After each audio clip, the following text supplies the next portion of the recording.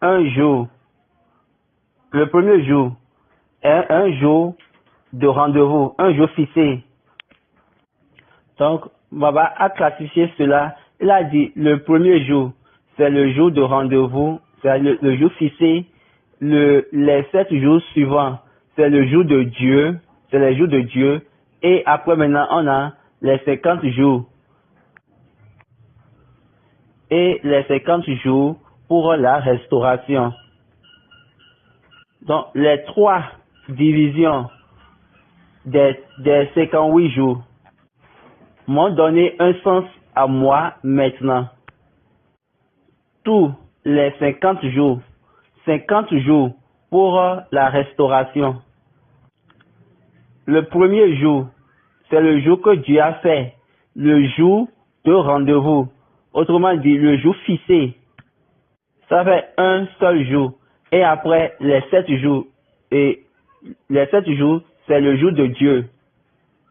Donc, tout fait 58 jours. Et Baba dit, c'est vraiment une session merveilleuse. Et tout ça, Dieu a fait. Et il a gardé. Et il a commencé par sonner. Et la sonnerie ou bien la clochette dans les oreilles de l'homme.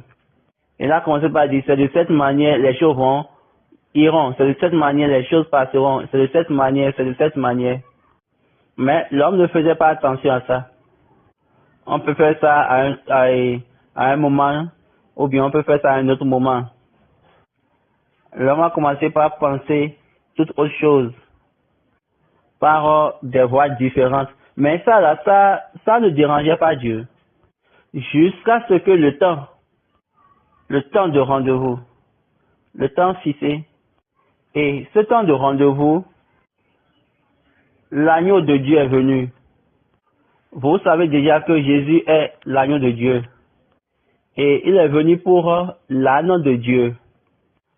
Allons dans Luc chapitre 19. Baba retrace les 3 jours. Il a dit, le premier jour, c'est le jour que Dieu a fait, le jour fixé, le jour de rendez-vous. Maintenant, les 7 jours, c'est les 7 jours que Dieu a créés. Dieu a créé 7 jours, c'est 7 jours-là qu'il a créé. Maintenant, les 50 jours, c'est pour la restauration. Lisons maintenant Luc chapitre 19. Nous allons pas du verset 28. Après avoir ainsi parlé, Jésus marcha devant la foule pour monter à Jérusalem.